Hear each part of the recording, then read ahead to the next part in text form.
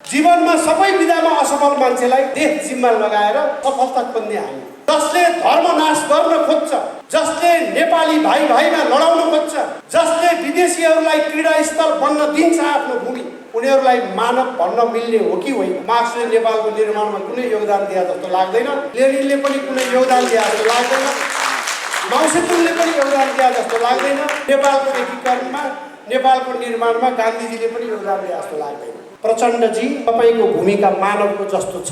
शेरबहादुरजी, तपाईको भूमिका मानवको जस्तो छ। केपी ओलीजी, तपाईको भूमिका मानवको जस्तो छैन भने तपाईहरुले कृपया मैदान खाली गरिदिनुहोस् मानवहरूको लागि। दानव राजको अन्त्यका लागि हामी नेपालीहरू एकजुट भइसकेका छौं। पहिले त नेताको क्षमता मात्रै कमजोर हो कि जस्तो लाग्थ्यो, प्रशासनको कार्यशैली मात्रै कमजोर हो कि जस्तो लाग्थ्यो। अहिले त संविधानका अन्तर्वस्तुहरू हेरी ल्याउँदा संविधानै पनि मुलुकको शान्ति, स्थिरता र विकासमा बाधक बन्यो। अनुरोध गर्दछु।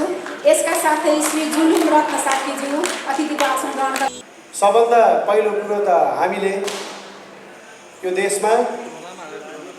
देशको अनेकौं चरणको परिवर्तनपछि यदि यो देशको सार्वभौम सत्ता बलियो बनाइदिएको भए, यदि यो देशको राष्ट्रिय एकता सुदृढ बनाइदिएको भए, यदि यो देशको रोजगारी प्रवर्धन हुँदै गरेको भए, औद्योगिकीकरण बढाउँदै लगेको भए, व्यापार घाटा बढाउँदै नलगेको भए, जनताको दैनिक जीवन पहिले भन्दा असहज बनाउँदै नलगेको भए, अपराध र अपराधीकरण नबढेको भए, शान्ति सुरक्षा पहिले भन्दा अझै राम्रो गराउन सकेको भए, हामीले आज यसरी संगठित हुनुपर्ने, फेरि जनताको लागि, देशको लागि भनेर केही गर्नुपर्ने भनेर थप अठोट गर्नै पर्ने थिएन। हामीले देश चलाऊ, देशको संरक्षण गर भनेर जसलाई जिम्मा दियौं, जसलाई विश्वास गर्यौं, हरेक पटक गल्ती जति नेतृत्वले गर्ने प्रशासन र राजनीतिको, दोष जति संविधानलाई लगाउने क्रम हुँदै आयो। सातौं पटक यो अन्तिम संविधान यसले देशलाई छुमन्तर गरिदिन्छ र देशलाई बदलिदिन्छ भनेर हामीलाई एउटा विश्वास दिलाइयो। हामीले विश्वास गर्यौं। यो संविधान आइसकेपछि अस्पतालहरूले धरौटी नलिकन बिरामीको उपचार सुरु गर्छन् होला, हामीले ठान्यौं।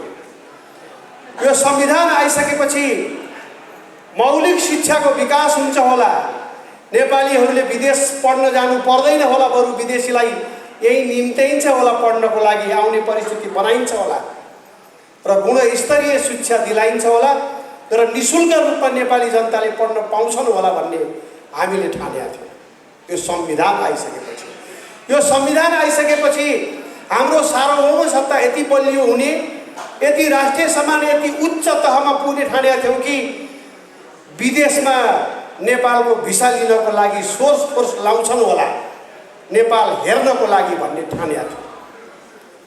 हरेक नेपालीको चुलो पहिले भन्दा सुरक्षित, पहिले भन्दा सस्तो, पहिले भन्दा गुणस्तरीय भोजन तयार हुन्छ होला, पहिलेको भन्दा राम्रो ओछ्यानमा नेपालीले सुत्न पाउँछन् होला, पहिलेको भन्दा नेपालीले नेपालीत्वमा गौरव गर्ने अवस्था बन्छ होला भन्ने ठानिएको थियो।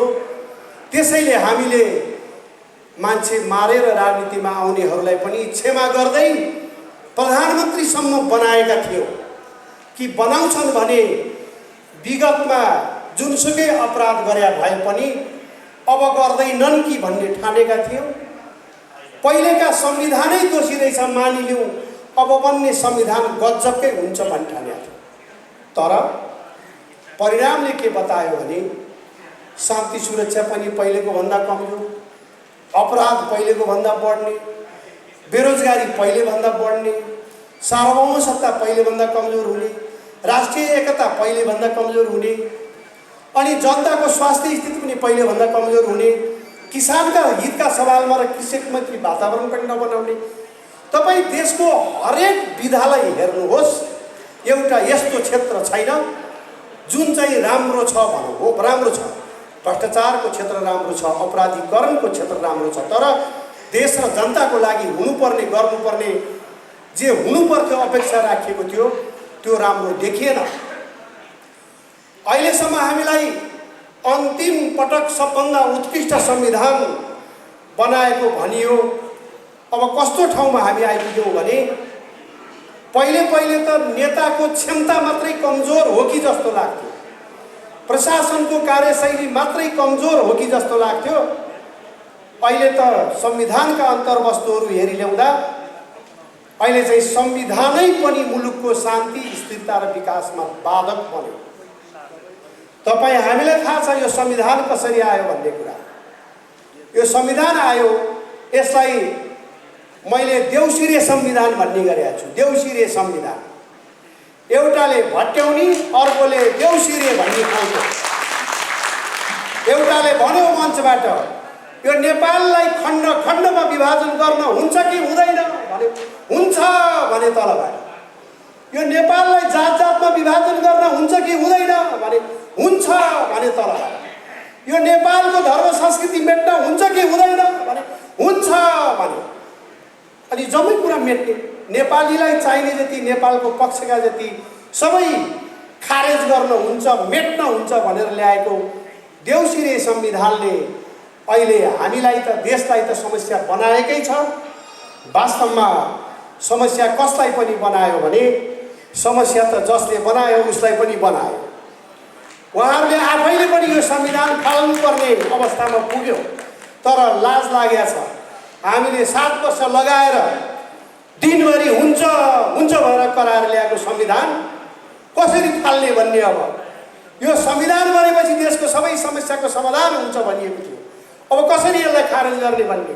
बरु कोही शक्ति आइदियोस् जनताबाट, जनताले आएर खारेज गरिदिए हुन्थ्यो भन्ने ठाउँमा अहिलेको यो संविधानका निर्माताहरू पनि पुगेका छन्।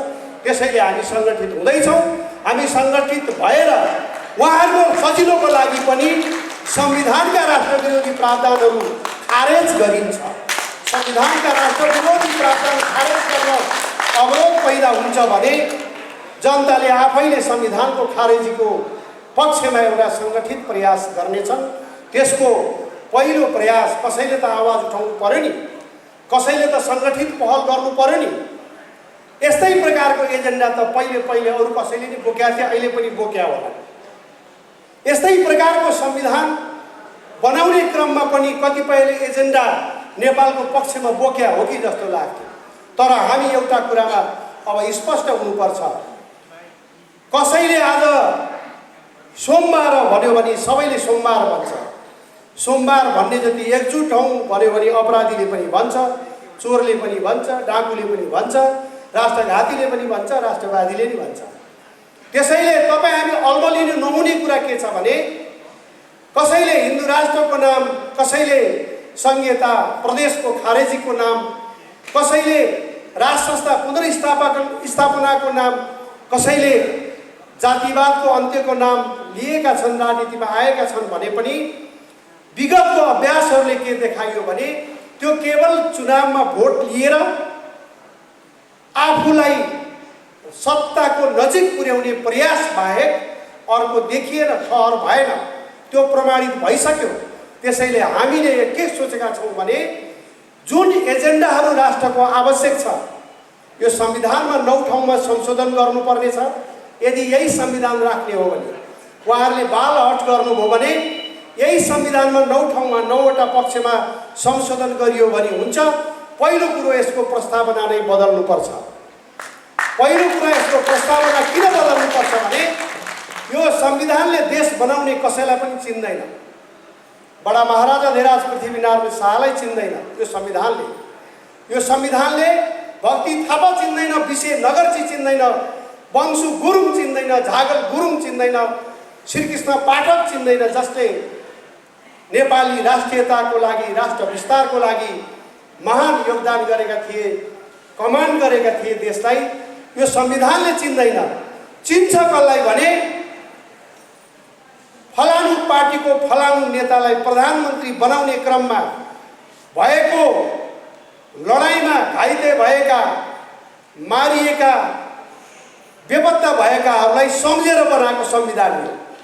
यो प्रस्तावना यो संविधानको प्रस्तावना होइन, यो एउटा पार्टी विशेषको प्रस्तावना जस्तो छ, एउटा पार्टी विशेषको लागि तयार भएको प्रस्तावना जस्तो छ। त्यसैले यसको परिमार्जन, यसको परिवर्तन, यसको प्रस्तावनाबाटै सुरु गर्नुपर्छ। अन्य धेरै ठाउँहरूमा यसको परिमार्जन गर्ने ठाउँ छ। हामी आग्रह गर्दछौँ कि यसको परिमार्जनको प्रक्रिया जनताको पक्षमा, देशको पक्षमा, एकताको पक्षमा, सद्भावको पक्षमा, धर्मको पक्षमा परिमार्जनको प्रक्रिया सुरु गर्ने सुविधा हामी दिउँ। सक्नुहुन्न भने परिवर्तनको सुविधा लिन हामी स्वतन्त्र छौँ, हामी परिवर्तन गर्न सक्दछौँ। एउटै कुरा के हो भने यहाँहरू सबैलाई याद छ अफगानिस्तानको युद्ध कहाँबाट सुरु भयो? जब त्यो देशको धर्म संस्कृति नाश गर्ने योजनाबद्ध प्रयास सुरु भयो, जब बहुसङ्ख्यक जनताको भावनालाई उपेक्षा गरेर अघि बढ्ने प्रक्रिया सुरु भयो, अफगानिस्तानको द्वन्द्वको बीजारोपण त्यहीँनिर भएको थियो। अहिले हामीले यो पनि बुझ्नु पर्दछ, बम हानेर, परमाणु बम हानेर जापानलाई सिद्ध्याउन खोजिएको थियो, तर जापान सकिएन। परमाणु बमले देश सिद्ध्याउन सकिँदो रहेनछ भन्ने प्रमाणित भयो। तर धर्म सिद्ध्याउन खोज्दा, संस्कृति सिद्ध्याउन खोज्दा, त्यो देशको मौलिकता सिद्ध्याउन खोज्दा अफगानिस्तान कस्तो अवस्थामा पुग्यो हामीले देखेका छौँ। र अर्को यो पनि सम्झनुपर्छ, आफ्नो धर्म संस्कृति मौलिकता जोगाउन खोज्दा मरुभूमिमा पनि इजरायल जस्तो देश कसरी बाँचिराखेका छ। आफ्नो मौलिकता सहित बाँच्न खोज्यो भने त्यो देश बाँच्दो रहेछ, जतिसुकै विकट अवस्थामा होस्। त्यसैले हामी हाम्रो देश जोगाउनको लागि हाम्रा मौलिक मान्यताहरू, हाम्रो इतिहास, हाम्रो सभ्यता, हाम्रो धर्म, हाम्रो परम्परा, यो सबै जोगाएर त्यसपछिको समृद्धि हामीले खोजेका हौँ। यो सबै चिज नाश गरेर होइन। अहिलेको अवस्था भनेको ठ्याक्कै अहिलेको अवस्था भनेको देशलाई उल्टो बाटोमा लगिएको छ। उल्टो बाटो। तपाईँ हामी देशलाई एकताबद्ध बनाऊँ भनेको कुरालाई अहिलेको अवस्था व्यवस्थाले प्राथमिकता दिँदैन। देशलाई 7 टुक्रा मात्रै होइन 15 टुक्रा बनाऊँ भन्यो भने चाहिँ अहिलेको राज्य सत्ताले महत्त्व दिन्छ। जात जातमा विभाजन नगरौँ, जातीय सद्भाव बढाउँ भन्यो भनेदेखि अहिलेको सत्ताले त्यसलाई सुन्न खोज्दैन। तर जातीय विभाजन गरौँ, जातका कुरा गरौँ भन्यो भनेदेखि चाहिँ अहिलेको सत्ताले धेरै महत्त्व दिन्छ। अहिलेको सत्ताले हिंसा र अपराधका कुरा गरौँ भन्यो भनेदेखि ठुलो महत्त्व दिन्छ। शासनै ज्ञानको छ, जनता त निरीह भइसक्यो। अहिले तटस्थ समूह, जनताको समूह, स्वतन्त्र धारणा बनाउनेहरूको समूह धेरै कमजोर भइसक्यो। त्यसैले यो अवस्थामा हामीले के सोच्यौँ भने अब यो नेपाली माटोले जे बोल्छ, माटोको धुकधुकी जे छ त्यो हाम्रो मुटुमा राखौँ। मुटुमा जे छ त्यो मुखबाट, शब्दबाट प्रस्तुत गरौँ। हामीले हाम्रो एजेन्डा जे बनाएका छौँ यो कुनै बाहिरबाट आयात गरिएको, कुनै मार्क्स नामका व्यक्तिले, कुनै लेनिन नामका व्यक्तिले, कुनै गान्धी नामका व्यक्तिले, कुनै माओसेतुङ नामका व्यक्तिले यो देश बनाउने कुरामा योगदान दिएका थिए भन्ने मलाई लाग्दैन। मैले कम पढ्या भएर हो कि मार्क्सले नेपालको निर्माणमा कुनै योगदान दिए जस्तो लाग्दैन, लेनिनले पनि कुनै योगदान दिए जस्तो लाग्दैन, माओसेतुङले पनि योगदान दिए जस्तो लाग्दैन, नेपालको एकीकरणमा, नेपालको निर्माणमा गान्धीजीले पनि योगदान दिए जस्तो लाग्दैन। उहाँलाई स्मरण गर्ने आफ्नो ठाउँहरू होला, तर नेपालको निर्माणको, नेपालको एकताको, नेपालको समृद्धिको, नेपालको सबलीकरणको कुरा गर्यो भने उहाँहरूलाई हामीले सम्झिराख्नु पर्दैन। हामीले सम्झिने पात्रहरू जसलाई हामीले यो कार्यक्रमको सुरुवाती चरणमै हामीले सम्झ्यौँ र भन्यौँ कि यसरी हामी फलानु वीरहरू जसले नेपालको एकीकरणमा, यसको राष्ट्रियतामा योगदान पुर्याउनु भयो, उहाँहरूलाई स्मरण गरौँ भनेर हामीले भनिसकेका छौँ। त्यसैले अब हामीले गर्ने के हो भनेदेखि हामी चाहन्छौँ एउटा एकताबद्ध नेपाल। हाम्रो मूल उद्देश्य भनेकै हाम्रो मौलिकता सहितको, हाम्रो इतिहास सहितको, हाम्रो सभ्यता सहितको, हाम्रो पहिचान सहितको नेपालको निर्माण, त्यसको लागि हामीले स्पष्ट रूपमा भनेका छौँ। पहिलो कुरा, बौद्ध, किराँत, जैन, सिख, बोन, इभन मैत्रीय, इस्लाम लगायतका नेपालीहरूले मानिआएको धर्म परम्पराको संरक्षण गर्ने वैदिक सनातन हिन्दू राष्ट्र, हामीले सबैलाई, सबै धर्मलाई संरक्षण गर्ने हिन्दू राष्ट्रको परिकल्पना गरेका छौँ। त्यो एजेन्डाका लागि हामी अगाडि बढिराखेका छौँ। अर्को कुरा, अहिलेको सङ्घीय संरचनाले देशको विकास गर्ने होइन। राजनीतिजीवीहरू भन्छु मैले, राजनीतिजीवीहरूको रोजगारीको बाटो मात्रै भएको छ। हामीले वर्षको झन्डै पाउने 1 खर्ब रुपैयाँ राजनीतिजीवीहरूको पालन पोषणमा मात्रै खर्च गर्नु परेको छ। त्यो पैसालाई, त्यो धनलाई हामी राष्ट्र निर्माणका अन्य बाटोमा खर्च गर्न सक्छौँ, दुखी गरिबका उद्धारमा खर्च गर्न सक्छौँ। त्यसैले प्रादेशिक संरचनाको हामीले विस्थापन चाहेका छौँ र हामीले प्रदेशको संरचना खारेज गर्दा स्थानीय तहलाई अझै बलियो बनाउन सकिन्छ, अझै जिम्मेवार बनाउन सकिन्छ। प्रदेशले अहिले भोगिराखेको अधिकारहरू पनि हामी स्थानीय तहमा पुर्याउन चाहन्छौँ र सिंहदरबारसँग सिधै स्थानीय तहको सम्बन्ध जोड्न चाहन्छौँ। बिचमा कुनै एजेन्टको आवश्यकता हामीले महसुस गरेका छैनौँ। त्यसको खारेजीको लागि हामी लड्नेछौँ, हामी अगाडि बढ्नेछौँ। त्यसै गरिकन यो मुलुकमा एउटा नेपालीले अर्को नेपालीलाई निषेध गर्ने परिस्थितिको अन्त्य गर्न चाहन्छ। हामीले चाहेका छौँ नेपाली जनता प्राथमिकतामा हो। नेपाली जनता, राज संस्था र राजनीतिक दलहरूको बिचको समझदारीबाट, एकताबाट देशलाई अगाडि बढाउनु पर्छ भन्ने हाम्रो विश्वास छ। त्यसैले राष्ट्रको यदि शान्ति स्थिरता खोज्ने हो भने एउटा पक्षले अर्को पक्षलाई निषेध गर्ने राजनीतिको अन्त्य हुनुपर्छ। त्यो अन्त्य गराउनको लागि यो सङ्गठनले निरन्तर प्रयत्न गर्नेछ। अर्को कुरा, जातीय आधारमा जुन प्रकारको लोभ देखाइएको छ, आरक्षण र समानुपातिक प्रणालीमा त आरक्षणको नाममा कस्ता कस्ता मानिसहरू, सरी मैले उहाँहरूलाई अपमान गर्न खोजे होइन, उहाँहरूको पनि आफ्नो क्वालिटी छ। यद्यपि उहाँहरूको चयन गर्ने बेलामा जुन प्रकारले गरियो, कसैको धन लिएर मनोनित गरियो, कसैको मन लिएर मनोनित गरियो। तर देश र जनताको लागि आवश्यक को छ, योग्य को छ, क्षमतावान को छ भएर मनोनयन गरिएन। यो धन र मन लिएर मनोनयन गरिने जुन समानुपातिक प्रणाली छ जातीय आधारमा, हामी त्यसलाई खारेज गर्न चाहन्छौँ।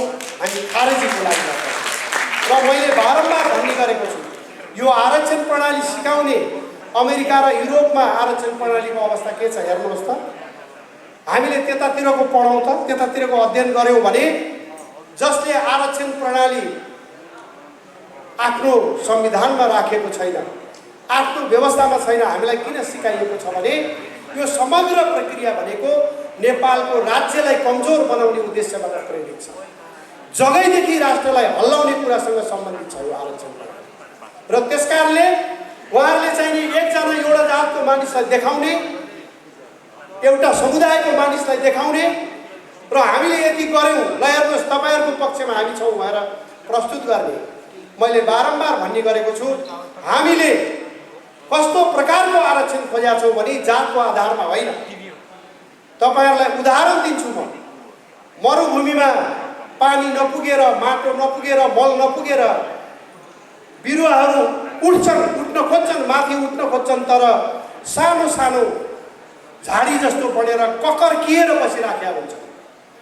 अहिलेको संस्थापनले भन्ने गरेको आरक्षणले चाहिँ के गर्छ भने मरुभूमिको एउटा बिरुवा उखेलेर ल्याउँछ, काठमाडौँको मलिलो माटोमा हुर्काउँछ, अलिकता अग्लो बनाउँछ र अनि देखाउँछ, हेर्नुहोस् मरुभूमिका बिरुवाहरू हामी तपाईँहरूको पक्षमा छौँ। त्यसैले हामीले यहाँ ल्याएर हामीले मरुभूमिको बिरुवालाई पनि यत्रो अग्लो बनाएर देखायौँ, हामीले पानी पनि हाल्यौँ, मल पनि हाल्यौँ, माटो पनि हाल्यौँ, हेर्नुहोस् तपाईँहरूको पक्षमा छौँ भन्छ अहिलेको व्यवस्थाले। हामीले खोजेको कस्तो हो भने मरुभूमिमै माटो पुर्याउने, मरुभूमिमै पानी पुर्याउने, मरुभूमिमै मल पुर्याउने र हरेक बिरुवा जुरुक्कै उठ्ने बनाउने हामीले त्यस्तो प्रकारको आरक्षणको बन्दोबस्त गर्न खोजेका छौँ। त्यस्तो अवधारणा लिएर हामी अगाडि बढेका छौँ। हामीले जे जस्ता अडानहरू राखेका छौँ, प्रस्तुत गरेका छौँ, जे जस्ता एजेन्डा तय गरेका छौँ, यी एजेन्डाहरू भनेका राष्ट्रहितको लागि, राष्ट्रिय एकताको लागि, राष्ट्रिय समृद्धिका लागि छन्। उहाँहरूले बोकेका एजेन्डा जनवाद र समाजवाद, कुनै के प्रजातन्त्रवाद, अनेक विशेषण लगाइएका, त्यो प्राप्तिको एजेन्डा नभएर पनि मुलुकलाई फरक पर्दैन। तर हामीले बोकेको एजेन्डा नभए पनि फरक पर्छ मुलुकलाई। मुलुकको एकता रहँदैन, मुलुकको अस्तित्व रहँदैन। त्यसैले म साथीहरूलाई भन्छु, मेरा सहकर्मी साथीहरूलाई म फेरि पनि भन्न चाहन्छु, यद्यपि उहाँहरूले महसुस गर्नुभएको छ कि जुन एजेन्डा हामीले बोकेका छौँ त्यो सम्झौतामा लगेर टुङ्ग्याउन मिल्दैन, टुङ्ग्याइँदैन। जुन एजेन्डा हामीले बोकेका छौँ यो बिचमा गएर चाहिँ फर्किन मिल्दैन, फर्किन पनि नमिल्ने, छोड्न पनि नमिल्ने, सम्झौतामा लगेर टुङ्ग्याउन नमिल्ने, यसलाई पार लगाएर मात्रै छोड्नुपर्ने प्रकारका एजेन्डा हामीले बोकेका छौँ र हामी त्यो प्रण गर्दछौँ। आजै भद्रकाली माताको मन्दिरमा उभिएर हामीले विशेष किसिमबाट शपथ ग्रहण समारोह गर्दछौँ। आजसम्म हामीले व्यक्ति भएर जीवन यात्रा गरिरहँदा जतिवटा भुल गऱ्यौँ होला, अब आइन्दा कुनै प्रकारको भुलहरू दोहोरिने छैनन्। अब आइन्दा मेरो जिन्दगी, हाम्रो जिन्दगी राष्ट्रको नाममा समर्पण गरिनेछ भएर आज जुन प्रकारले भद्रकाली मन्दिरमा अहिले यो कार्यक्रम सकिने बित्तिकै यहाँबाट हामी शपथ गर्नेछौँ। त्यसपछि जनतालाई एउटा विश्वास दिलाउनेछौँ कि जुन जोगी आए पनि कानै चिरेका भन्ने जुन एउटा उखान छ, सरी मैले कोही योगीहरूलाई अन्यथा नपरोस्, नेपालीमा चलेको उखानको मात्रै चित्रण गरेको हुँ कि जुन योगी आए पनि कानै चिरेका भन्ने प्रकारले जुन उखान छ, नेपाली राजनीतिमा वास्तवमा राजनीतिजीवीहरूका कारणले एउटा समस्या पैदा भएको छ। कसैमाथि पनि विश्वास र भरोसा नराख्ने, त्यो विश्वास र भरोसा हामी दिलाउन चाहन्छौँ।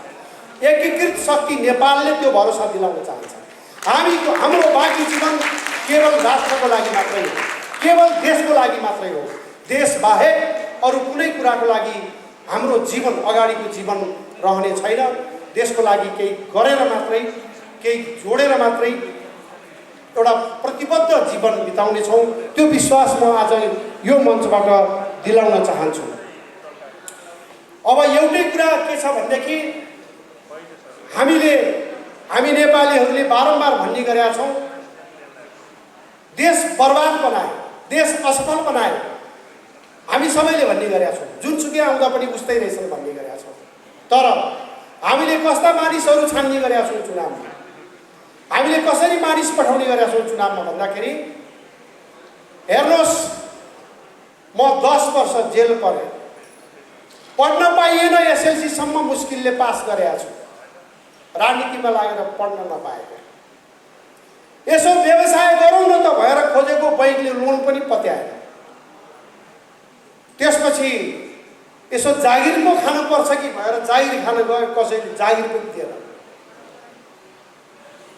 यो जुत्ता जुन मैले लगाइराखेको छु 11 वर्ष अगाडि मलाई फलाउने साथीले दिएको थियो, अहिलेसम्म 2-3 ठाउँमा पाल परिसक्यो।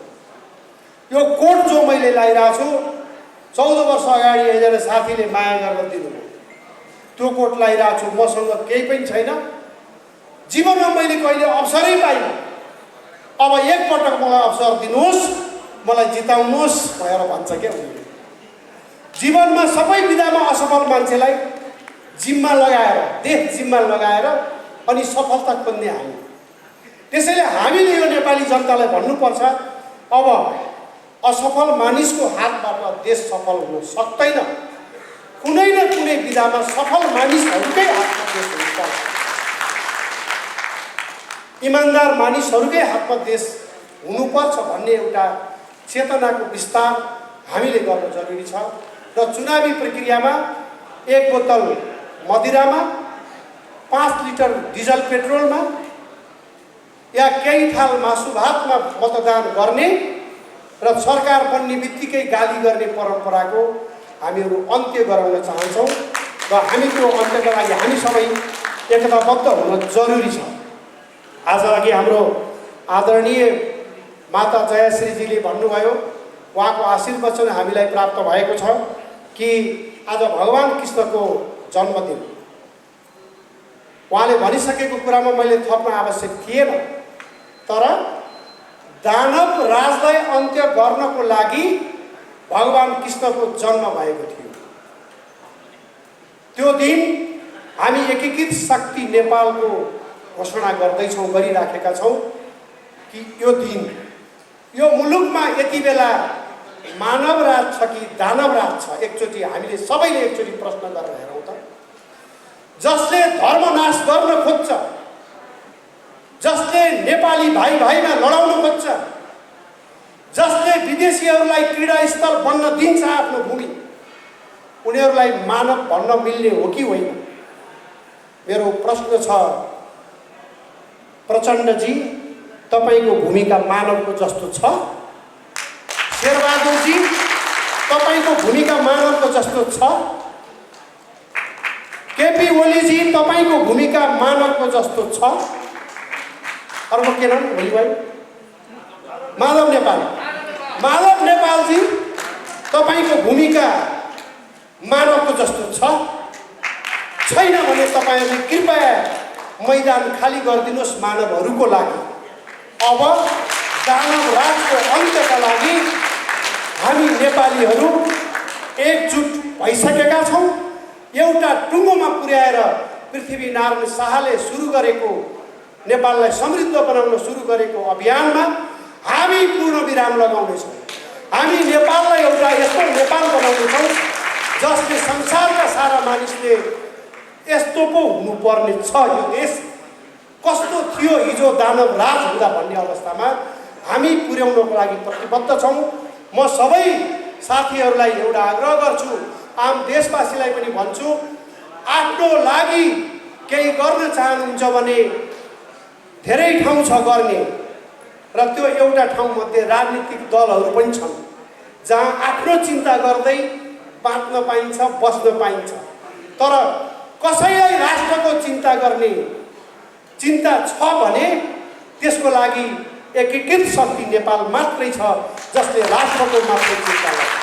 त्यसमा आबद्ध हुनको लागि सबै व्यक्ति र शक्तिहरूलाई आह्वान गर्दै म भद्रकालीमा हुने शपथ ग्रहण समारोहमा मिडियाका साथीहरूलाई र अन्य साथीहरूलाई पनि सम्भव भएसम्मका साथीहरूलाई उपस्थित हुनको लागि आग्रह गर्दछु।